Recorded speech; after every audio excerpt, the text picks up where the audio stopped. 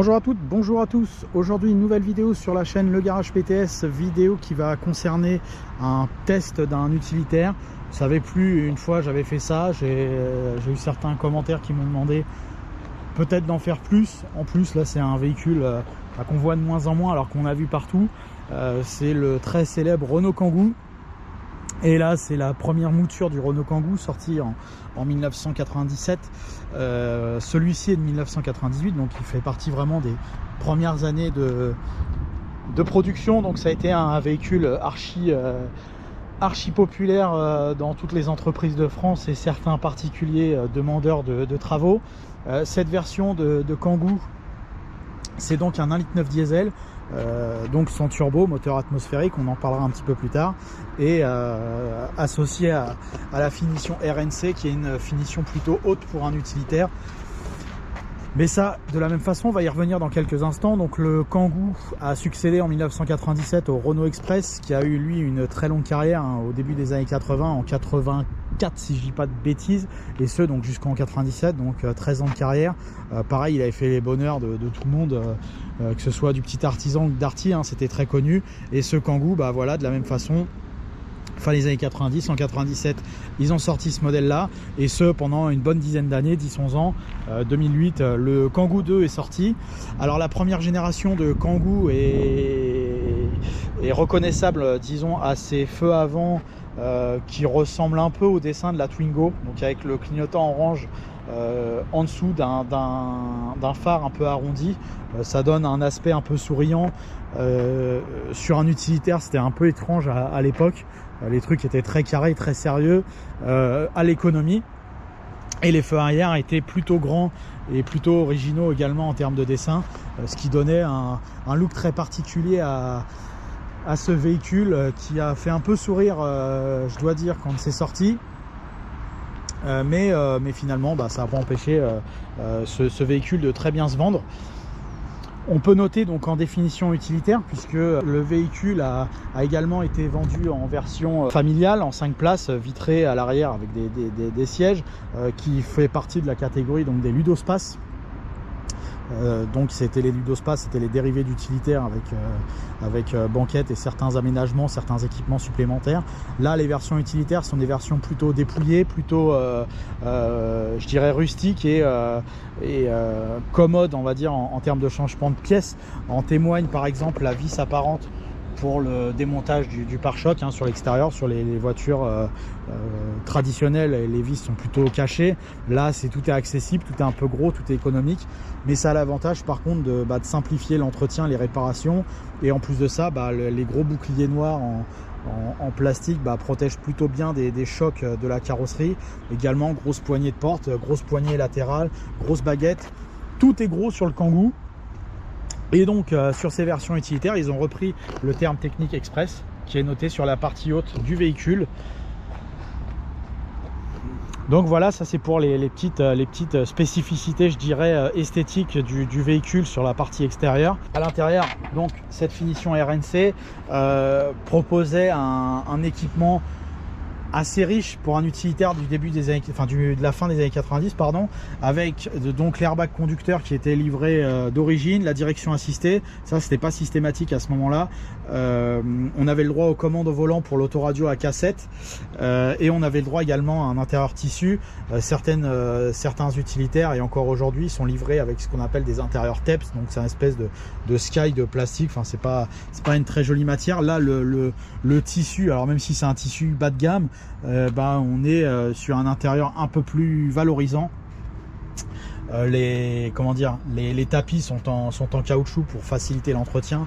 Alors là il est un peu brut le véhicule, c'est histoire de faire la vidéo. On ne tiendra pas compte du lavage peu appuyé de celui-ci, mais ça permet de se faire une idée et d'une réalité, puisque souvent les utilitaires au bout de 20 ans de service sont dans cet état là, et encore il est plutôt propre, il n'est pas trop abîmé en carrosserie. Certains sont déjà à la casse depuis longtemps, ils ont été cravachés. La finition RNA, RNE qui était disponible sur les versions familiales, donc qui était un intermédiaire chez Renault, la finition RN. Après on avait droit au RT, pas sur les utilitaires, et donc le RNC avec le C qui se terminait pour version commerciale. Donc pareil, hein, le dessin de la planche de bord, donc très simple, hein, avec également bien sûr des plastiques d'une qualité assez très basique, hein, assez médiocre. Par contre, dessin jovial, hein, de l'ensemble des choses, hein, ça tranche avec les éléments très carrés des autres utilitaires de ces années-là. Et après, en termes d'informations disponibles au tableau de bord, de gauche à droite, donc température d'eau, compteur de vitesse avec le kilométrage en dessous, et la jauge à carburant, compteur lisible tout simple, rétroviseur manuel, vitre manuelle, pas de luxe, pas de fioriture sur ce véhicule, et une petite capucine pour charger certains objets sur la partie haute du véhicule. Donc là on est sur de l'équipement traditionnel d'utilitaire. On achète un utilitaire essentiellement pour ses facilités de chargement bien sûr, et donc on avait droit en option à cette porte latérale coulissante qui facilite certains chargements, hein. Donc il suffit d'appuyer sur la poignée et on dégage un espace assez important pour le chargement. Alors certaines sont entièrement tôlées, d'autres sont vitrées comme ici. Et bien sûr à l'arrière, donc une double porte qu'on peut ouvrir de l'intérieur ou de l'extérieur pour le chargement et le déchargement.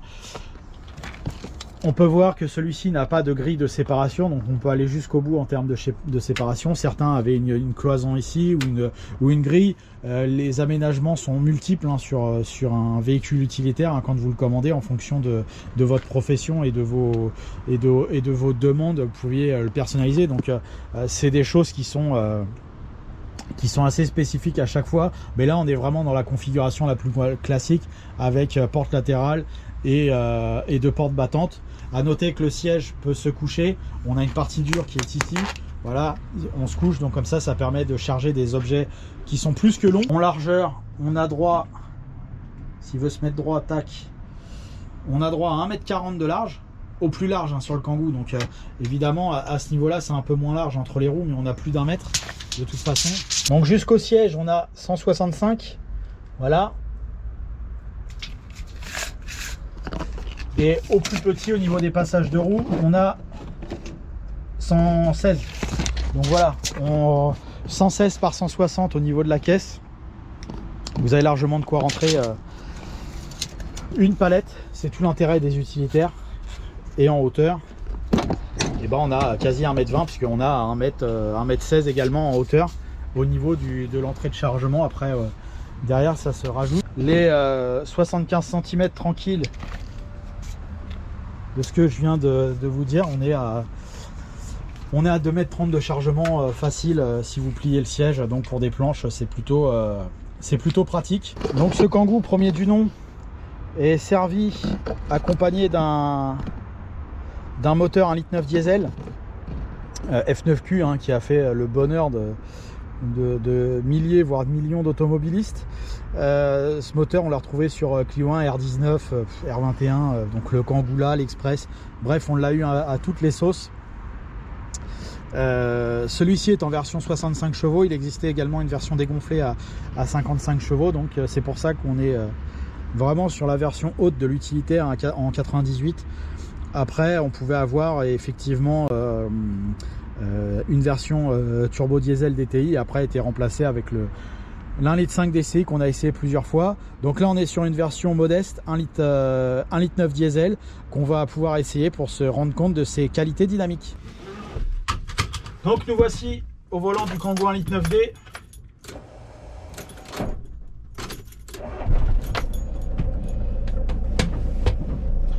Donc effectivement, forcément on est sur un utilitaire, hein, donc avec ce que ça comporte en termes de potentiellement caisse de résonance en termes de bruit. On peut pas avoir le confort d'une limousine dans ce genre de véhicule. Malgré tout le siège est assez mou, pas très long en termes de longueur. La direction avec l'assistance est plutôt correcte. Vraiment le niveau sonore par contre trahit le fait que ce soit un véhicule utilitaire, et en plus de ça associé à la vieille technologie diesel la plus simple. Et ben on a quelques vibrations évidemment dans l'habitacle. Par contre quand on tire pas dedans, au niveau du moteur. Très franchement, la conduite est assez souple, la cylindrée est assez importante et encore une fois, ça fait une grande différence d'avoir de la cylindrée. Je préfère avoir un plus gros moteur atmosphérique qu'un plus petit moteur turbo compressé. En termes d'agrément, ça permet au véhicule de s'arracher tout de suite. Malgré la technologie vraiment sommaire de ce moteur, on va quand même essayer de se rendre à l'exercice de la reprise si on peut. Dès qu'on monte un petit peu dans les tours, ça s'entend.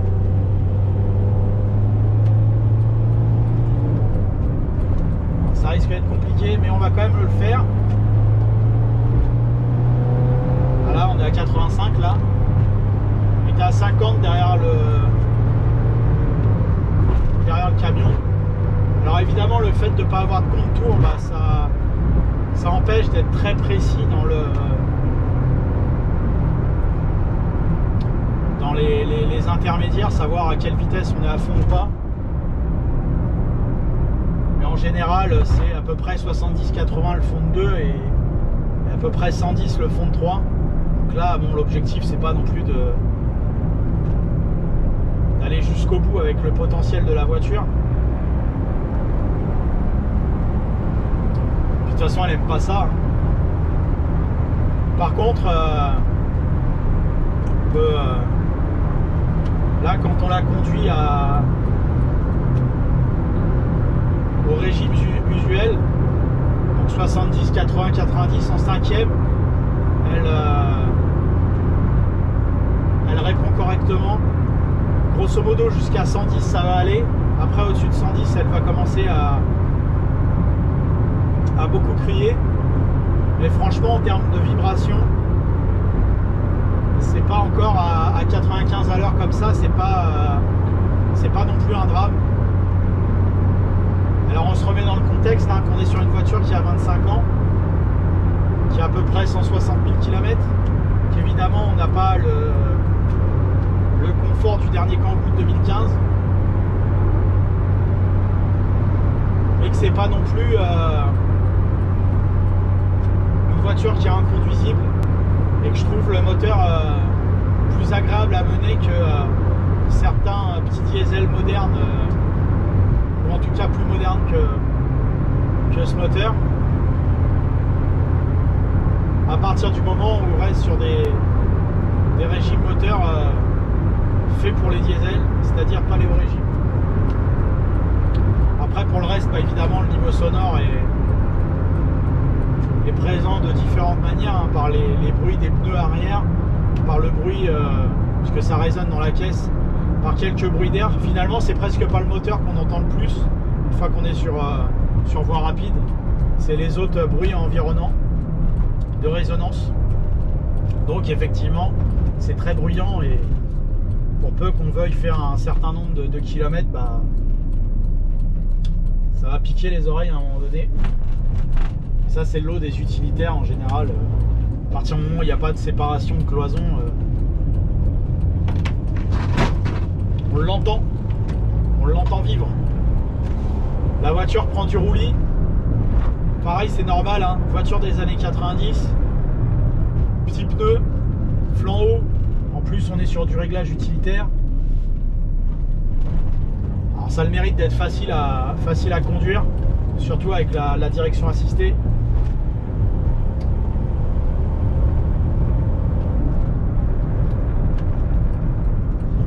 Évidemment, on n'a pas la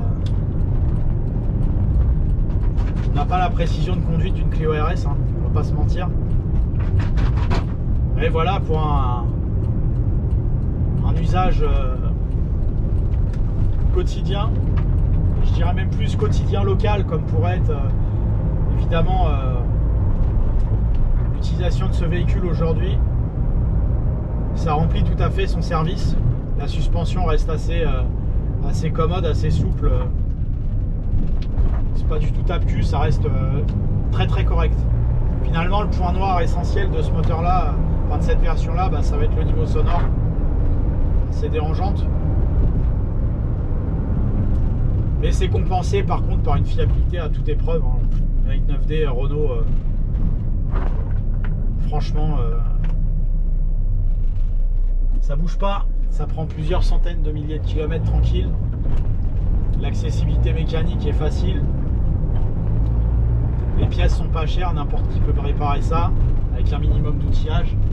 Pour moi, c'est encore un choix tout à fait raisonnable aujourd'hui, hein, de s'offrir cette voiture pour soit pour travailler, soit pour avoir un usage mixte, travaux de la maison, seconde voiture pour les courses ou je sais pas quoi.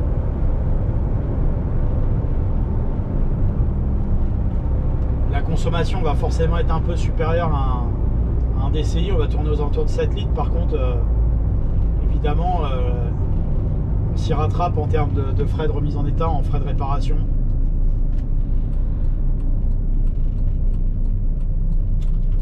Donc moi je valide.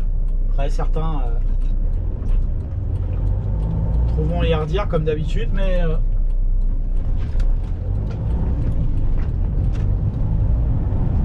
ce côté rustique me va bien moi sur cette voiture.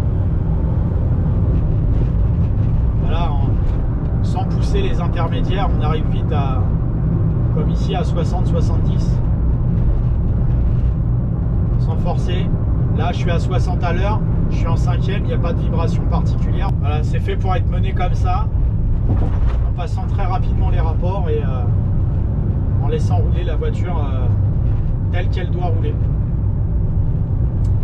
Voilà, merci à vous d'avoir suivi ce nouvel essai de véhicule, en l'occurrence un véhicule utilitaire qui commence à rentrer doucement dans le côté Youngtimer. Merci encore pour votre fidélité. N'hésitez pas à aimer, à vous commenter le Garage PTS sur Facebook, YouTube, Instagram. Merci à vous, à bientôt.